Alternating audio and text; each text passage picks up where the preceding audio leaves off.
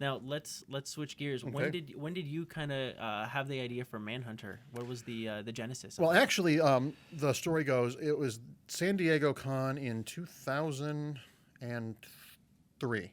I was up in the Hyatt bar with my friend Ben Rabb, who's a comic writer and is now a producer on The Flash with his partner Derek Hughes.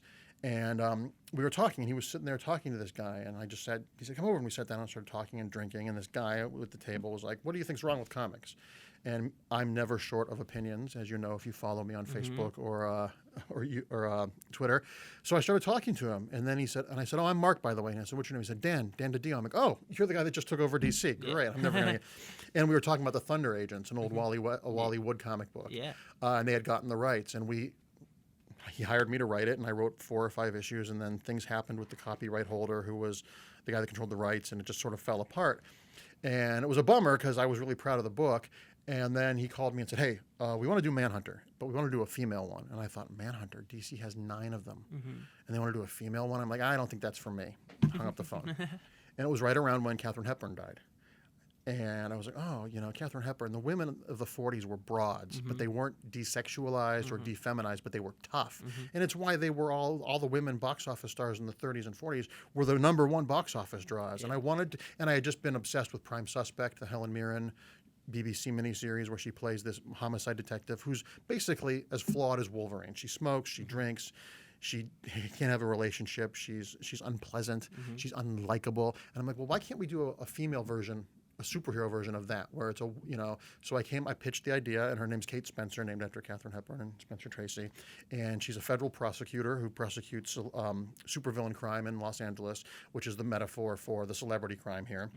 And she's a divorcee. She's trying to quit smoking. She has no rapport with her 6-year-old son. She's a real hard ass, and I wanted to write a character who happened to be a woman, not a woman character, because I think, and I've said this ad nauseum, so if you follow and listen to me on these things, I apologize you're hearing this again. But when you put the adjective first, sometimes you're serving the adjective, not the person.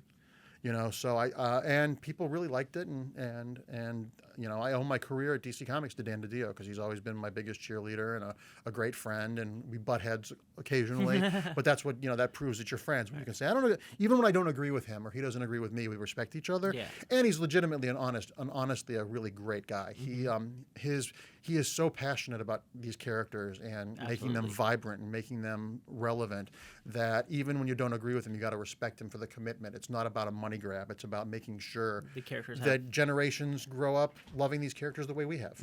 which is true. I mean, that's what it's about. You create this loyal fan base because you're a fan of the character and you want to serve the characters and leave your mark on the story. Yeah, it's why I like, when you hear like the Comicsgate people being so exclusionary, I want as many people as possible to come to this party. I want as many people as possible to share in it. If you like something and I don't begrudge you for that. Yeah, I'm glad you like it. You should like whatever you like it, but you don't have to like what I like. It's not a contest. And I'm the only person in Los Angeles and probably California who hates avocados. But that doesn't mean I don't want anyone else to have guacamole. It's just like, you can have mine. I'm glad. I just don't want it.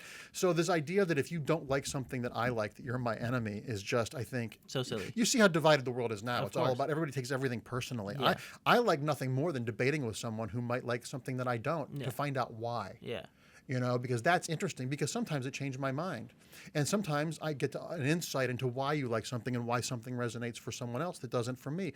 It's not about you being a bad person or not. Yeah. I want to like everything. I'm over halfway done on this planet, best case scenario. So I don't have time to hate things unnecessarily. I don't like going to see a movie and it being bad, or going to a restaurant and it being mediocre. I want everything to be good.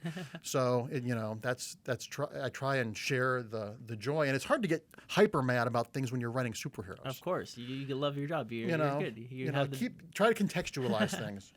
I love it.